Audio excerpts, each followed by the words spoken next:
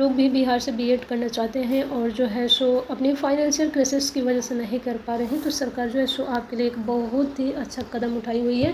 सो आप जो है सो यहाँ पे इस आर्टिकल में देखेंगे कि आप लोगों से जो है सो बताया जा रहा है, यानी कि सरकार की तरफ से ये बताई जा रही है कि यहाँ पर जो है सो बिहार बीएड एजुकेशन योजना जो है सो बिहार सरकार ने शिक्षा को बढ़ावा देने के लिए और योग्य छात्रों को आर्थिक सहायता प्रदान करने के लिए बिहार बीएड एजुकेशन लोन योजना चलाई है। इस योजना के तहत बीएड यानी कि बैचलर ऑफ एजुकेशन करने वाले छात्र और छात्रा यानी कि गर्ल्स और बॉयज दोनों के लिए ये जो है सो लोन का सुविधा जो है सो लॉन्च की है, ठीक है, जिसमें वे बिना किसी वित्तीय बाधा के अपनी उच्च शिक्षा पूरी कर सके। यदि आप भी बिहार के निवासी हैं तो आप लोग इस कोर्स के रिलेटेड अगर आप लोग मतलब इस कोर्स को करना चाहते हैं और लोन पाना चाहते हैं, अब इसकी क्राइटेरिया क्या है, आप लोग कैसे इस लोन को पाएंगे, इस वीडियो में आगे बात करूंगी। सो आई होप कि आप वीडियोस को कंप्लीट जरूर देखेंगे। तो चलिए सबसे पहले हम लोग बात करते हैं कि आखिर जो है सो ये योजना है क्या, ठीक है।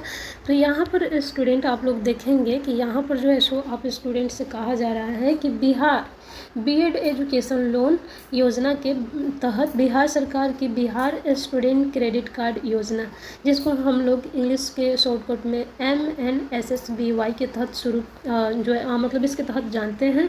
तो ये योजना जो है शुरू की गई है, सरकारी योजना है, आप लोगों को पता ही है, जिसका उद्देश्य है कि राज्य के यानी कि जितने भी बिहार के स्टूडेंट हैं उन लोगों को एजुकेशन के मामले में जो है सो उच्च बढ़ावा देना, ठीक है। और इसके तहत जो है सो अमाउंट आप लोगों को 4 लाख रुपया मिलने वाली है। तो अब यहाँ पर जो है सो यहाँ पे थोड़ा सा और हम लोग देखते हैं, जैसे कि यहाँ पर बताया जा रहा है कि एक सेकेंड, यहाँ पे बताया जा रहा है कि यह लोन मुख्य रूप से कॉलेज की फ़ीस, किताबें, हॉस्टल खर्च और अन्य शैक्षिक ज़रूरतों को पूरा करने के लिए दिया जाता है।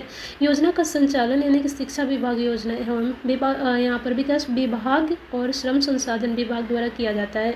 आवेदन प्रक्रिया पूरी तरीके से ऑनलाइन ही होगी, तो खैर इसको छोड़िए, हम लोग आगे चलते हैं, ठीक है।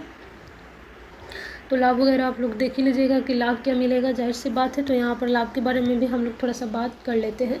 सबसे पहले यहाँ पर जो है सो 4 लाख तक का एजुकेशन लोन आप लोग को मिल रहा है, जिसमें छात्र एवं और जो है सो 1.5 लाख से लेकर 2,90,000 तक का जो है सो लोन प्राप्त कर सकते हैं, जिससे आप जो है सो अपने आगे की पढ़ाई कर सकते हैं।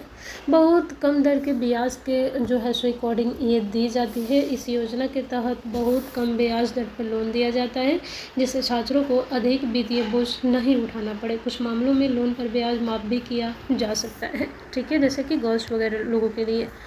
तो अब जो है सो ये लोन लेने के बाद जो है सो आप लोगों को क्या, जैसे कि एजुकेशन कंप्लीट कर लेते हैं और आप लोग अपने जॉब में लग जाते हैं, तो आप यहाँ पर देखेंगे कि सरकार कह रही है कि लोन चुकाने की प्रक्रिया छात्रों की पढ़ाई पूरी होने और रोज़गार प्राप्त करने के बाद ही शुरू होती है, जो कि आप स्टूडेंट को मन में जो है सो ये चलती रहती है इस टेंशन को लेके। यानी कि जब आप अपने एजुकेशन भी कंप्लीट कर लेते हैं और आपकी कोई जॉब भी लग जाती है, उसके बाद ही जो है सो इसका ऋण जो है सो आप जो सरकार को चुकाएंगे, ठीक है। तो इससे अच्छा तो कोई और अपॉर्चुनिटी हो ही नहीं सकती है। यहाँ पर देखेंगे कि एक और बात है, जैसे कि यहाँ पर बताई गई है कि हॉस्टल और अन्य खर्चों की सहायता के लिए, ठीक है। तो यहाँ पर बताया जा रहा है स्टूडेंट कि यह लोन न केवल कॉलेज की फ़ीस बल्कि हॉस्टल खर्च, किताबें, अध्ययन सामग्री और अन्य शैक्षिक ज़रूरतों को भी कवर करता है, ठीक है। तो यहाँ पर सरकारी गारंटी और सुरक्षित लोन, तो यह एक सरकारी योजना है, इसीलिए यह पूरी तरीके से सुरक्षित है और भरोसेमंद भी है। पात्रता चेक करते हैं, यानी कि एलिजिबिलिटी आपके पास क्या होनी चाहिए। तो सबसे पहले जो है सो ये इंटर के बाद ही शुरू होता है, क्योंकि इंटर के बाद ही से हम लोगों की जो है सो एजुकेशन हाई लेवल से स्टार्ट होती है, ठीक है।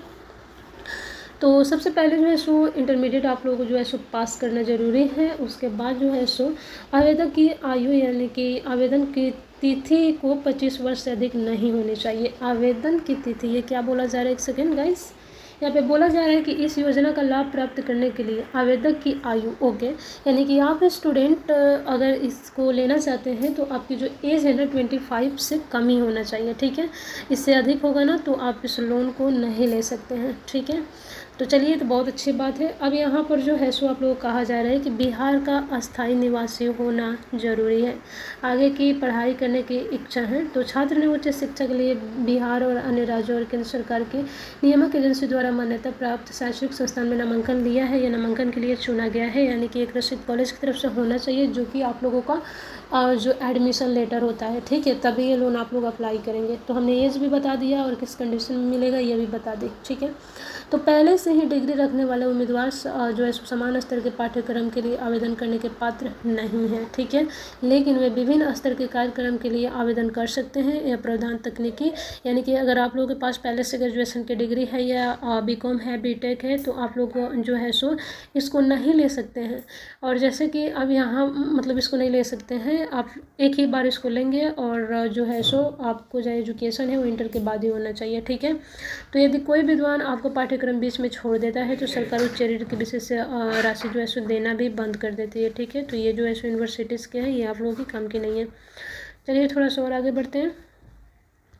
अब कोर्स में जो है सो इसके अंतर्गत जो कोर्स आती है वही कोर्स आप लोगों को करना पड़ेगा, ठीक है। अब यहाँ पे आप देखेंगे कि ग्रेजुएशन बीए, जैसे कि मतलब जैसे हम बताया जा रहा है कि कौन कौन से कोर्स कर रहे हैं, ठीक है। तो जैसे कि ग्रेजुएशन हो गया, बीए हो गया, बीएससी, बीएड और अन्य 42 अलग अलग तरह के कोर्स के लिए लोन दिया जाता है। इस योजना के तहत BEd, ITI, polytechnic, fashion designing समेत 33 नए कोर्स जोड़े गए हैं। इसके तहत 42 पाठ्यक्रमों के लिए पहले से ही ऋण दिया जा रहा है, जिनके नाम नीचे जो है सो आप लोग देखेंगे। चलिए हम लोग कोर्स देख लेते हैं। तो यहाँ पर जैसे कि बीए, बीएससी, बीकॉम और सब्जेक्ट हो गया, बैचलर ऑफ यूनानी और मेडिसिन सर्जरी, तो यहाँ पर BUMS भी हो गया, ठीक है। इसके थ्रू यानी कि BUMS भी आप लोग कर सकते हैं। उसके बाद MA, MSc, MCOM भी कर सकते हैं। अगर आप लोगों ने ग्रेजुएशन कर रखा है तो MA, MSc करने के लिए सोच रहे हैं तो भी इस लोन के लिए अप्लाई कर सकते हैं। और यहाँ पर जो है so bachelor of homeopathic medicine and surgery यानी कि BHMS के लिए भी इस लोन को अप्लाई कर सकते हैं। आलिम की डिग्री है जो कि उर्दू मीडियम से है। उसके बाद बैचलर ऑफ डेंटल सर्जरी यानी कि BDS के लिए भी इस लोन के लिए अप्लाई कर सकते हैं, क्योंकि ये सभी जो है सो बैचलर डिग्रियाँ हैं, ठीक है।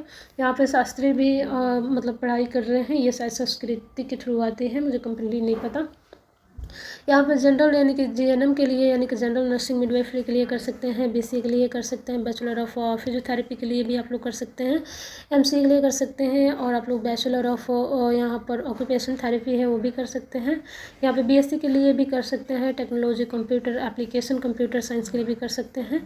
मतलब इसके में जो है सो 28 है, ये 28, 27, 26 से क्या, एक सेकंड ऊपर में देखती हूँ। अच्छा, इससे रीज नंबर है, ठीक है, इसको छोड़िए, इससे कोई मतलब नहीं है, ओके।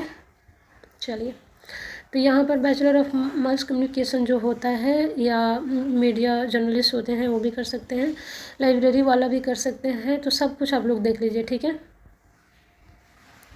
इतने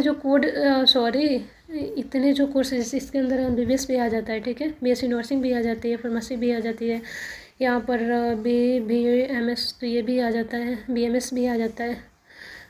तो चलिए, अब हम लोग डॉक्यूमेंट की बात करते हैं जो कि सबसे ज़रूरी है, ठीक है। तो डॉक्यूमेंट में सबसे पहले तो कैंडिडेट के पास आधार कार्ड होना कंपल्सरी है, जितने डॉक्यूमेंट है सब कंपल्सरी है।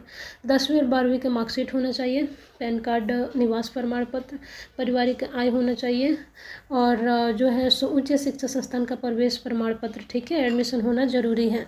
जैसे कि बिहार या राज्य के बाहर का भी संस्थान है तो भी चलेगा, ज़रूरी नहीं है कि बिहारी का होगा तो ही आप लोगों को दिया जाएगा, ठीक है। उसके बाद आवेदक के बैंक पासबुक जिसमें स्पष्ट रूप से खाता संख्या, बैंक का नाम, IFSC कोड का उल्लेख होना चाहिए, ठीक है। संस्थान से प्राप्त पाठ्यक्रम शुल्क का विवरण होना चाहिए कि आपने कितना मतलब जो एडमिशन लिया है उन्होंने कितना चार्ज की है यूनिवर्सिटी, ठीक है। आवेदक का सह आवेदक यानी कि माता पिता का भी पासपोर्ट आकार फ़ोटो होना चाहिए।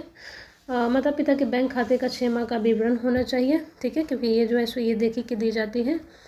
एंड उसके बाद माता पिता के बैंक खाते का विवरण हो गया, मोबाइल नंबर, एक मेल ID, ठीक है। अब आप लोग आवेदन कैसे करेंगे ये तो आप लोग को इसके लिए एक मैं कहूँगी कि ये वीडियो देख लीजिएगा। बाय द वे आप लोग को आवेदन की थोड़ी सी हिंट दे देती हूँ। जैसे सबसे पहले आप लोग को ऑनलाइन आवेदन करें तो DRC से जो है सो कार्यालय होती है वहाँ पर जाएंगे ऑफलाइन आवेदन करिए, और आप चाहें तो ऑनलाइन ही कर सकते हैं। तो यदि आप इस योजना के, ठीक है, यदि आप इस योजना का शिक्षा ऋण प्राप्त करना चाहते हैं तो नीचे दी गई स्टेप बाय स्टेप आवेदन जो है, तो चलिए ये मैंने हटा देती हूँ, ठीक है। इस आर्टिकल से आप लोगों को नहीं समझ आएगा। सो आई होप कि आप लोग इच्छुक होंगे। मिलते हैं फिर नेक्स्ट वीडियो में, तब तक के लिए बाय, टेक केयर।